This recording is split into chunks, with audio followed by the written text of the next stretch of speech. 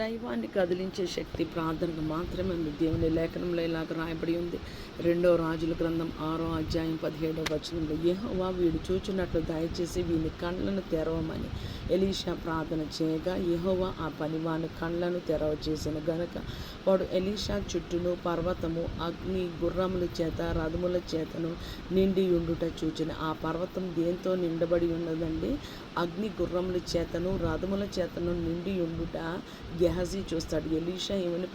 Elisha ఒక్కటే ప్రార్థన, యెహోవా వీని కళ్ళు తెరవమని ప్రార్థన చేశాడు. ఇంకా ఏ ప్రార్థనైనా ఎలీషా చేసి ఉండుంటే దేవుడు అది చేసి ఉన్నాడు. కానీ కళ్ళు తెరవమని ఒక ప్రార్థనే చేయబట్టి దేవుడు ఆ కార్యం చేశాడు అని అంటే, మనం అడిగితే మనం దేవునిలో నిలిచి ఉండి దేవుని చిత్తానుసారంగా మనం ఏది అడిగినో ఆయన మన మనవి ఆలకిస్తాడు. మన మనవి ఆలకించాడంటే ఖచ్చితంగా ఆ కార్యం చేశాడు.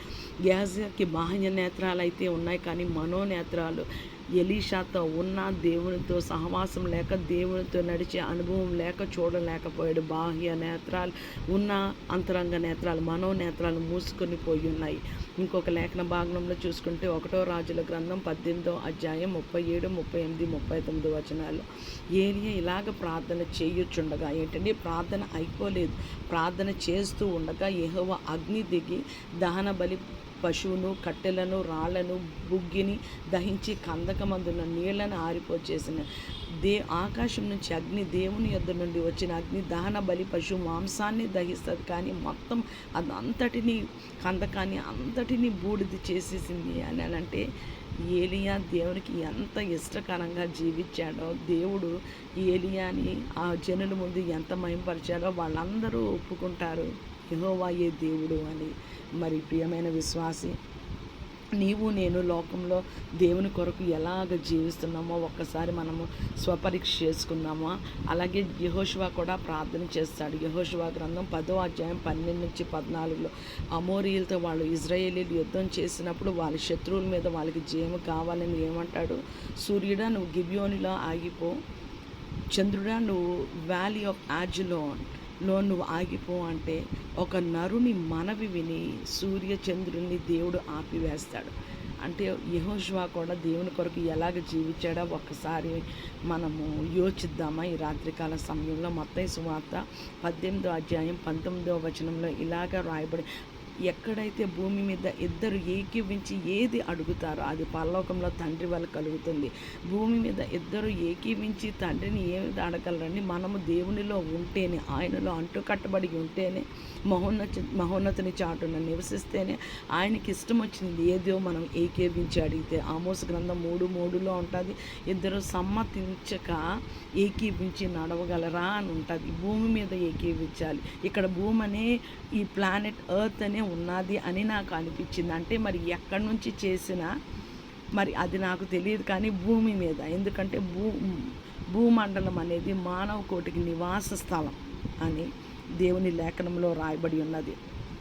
ఇవన్నీ ఎందుకు జరిగాయి అని అంటే, కీర్తన 65:2లో ప్రార్థన ఆలకించువాడా, ఈ రాత్రికాల సమయంలో నీ బాధ ఏదైనా, కష్టం ఏదైనా, వేదన ఏదైనా, దుఃఖము, అనారోగ్యము, ఎటువంటి ఐసీయూ పరిస్థితిలో నీ ప్రియమైన వారు ఉన్నా, నువ్వు దేవుని మనపూర్వకంగా ప్రభా ఇది నా సమస్య, నా తప్పులు, నా దోషాలు, నా పాపాలు క్షమించి నా మనవిని అంగీకరించమని దేవునికి ప్రార్థనే చేయాలి. కానీ ఆయన ప్రార్థన, నీ మనవి ఏదైనా ప్రియమైన విశ్వాసి, ఆయన దేవుడు ఖచ్చితంగా ఆలకిస్తాడు.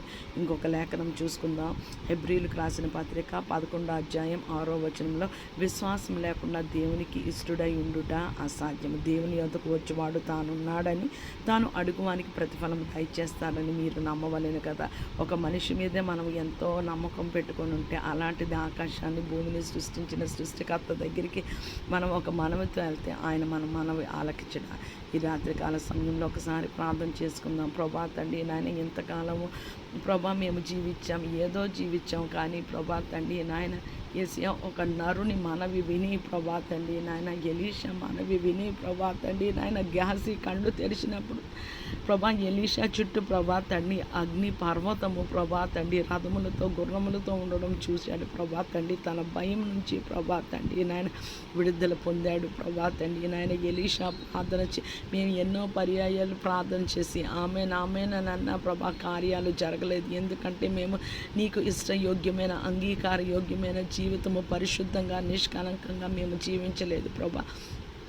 నీవంటున్నావు ప్రభా, నేను పరిశుద్ధుడనై ఉన్న ప్రకారం మీరు సకల ప్రవర్తనలో పరిశీలించా నాయన. ఈ రాత్రికాల సమయంలో భూమి మీద నాతో ఎవరైతే ప్రభా ఏకీవిస్తున్నారో ఈ ప్రార్థనలో నేను పరిశుద్ధాత్మతో ప్రభా ఏకీవించి ప్రభా బహు వినయంగా వేడుకుంటున్నాం. మేము నీలాగా ఉండాలి ప్రభా ఈ లోకంలో ప్రభా, నీ కొరకు సాక్షులుగా ఉండాలి ప్రభా, శిష్యులుగా ఉండాలి ప్రభా, నీ కొరకు వెలుగుగా ఉండాలి ప్రభా, నీ కొరకు ఉప్పులాగా ప్రభా. ఇలాగ చేస్తేనే, ఇలాగ జీవిస్తేనే, నీ అభిషేకం మాలో నిలిచి ఉంటేనే, ఆ అభిషేకం అనే ప్రభా తైలము ఈ జీవితంలో ఉంటేనే ప్రభా తండ్రి బుద్ధిగల కన్యకల వలె ప్రభా తండ్రి నాయన మాకు నీ పరలోకంలో ప్రవేశం ప్రభా తండ్రి. రాకడ దినాలు, కడవర దినాలు, దుర్దినాలు, అంచె దినాలలో ప్రభా అపాయకరమైన దినాలలో ఏమాత్రము క్షేమం లేని రోజుల్లో ప్రభా 9 నెలలు ప్రభా మా జీవితంలో ప్రభా తండ్రి నాయన ఏసియా దొల్లిపోయాయి. 10వ నెలలో మొదటి దినాన ప్రభా మేము ఉన్నాము సజీవులలో. కేవలం నీ కృప, నీ కృప, నీ కృప, నీ కృపయే ప్రభా మమ్మల్ని, మా బిడ్డల్ని, మా కుటుంబాన్ని, మా సంఘాన్ని, మా సార్వత్రిక సంఘాన్ని,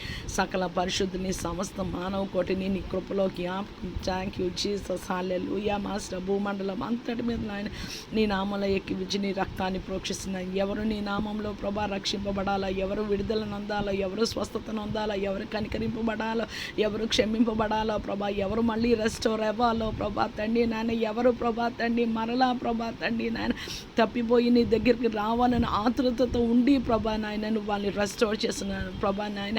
నీ చిత్తము ప్రభా బిడ్డల జీవితాల్లో జరిగించమని వేడుకుంటూ ప్రభా తండ్రి నాయన 10వ నెల మొదటి దినాన్ని బట్టి ప్రభా ఈ ప్రార్థన అంశాన్ని బట్టి ప్రభా తండ్రి నాయన నీ వాక్కు బట్టి ప్రభా తండ్రి నువ్వు ప్రార్థన ఆలకిస్తావని నాయన ప్రార్థన ఒక్కదే ప్రభా తండ్రి దైవ్యాన్ని నాయన కదిలించగల శక్తి ఉన్నదని ప్రభా తండ్రి నువ్వు ఇంకొకసారి నాయన నా ఒకటి మాతో ఒకటి మాట్లాడే విధానాన్ని బట్టి నీకు వందనాలు చెల్లిస్తా.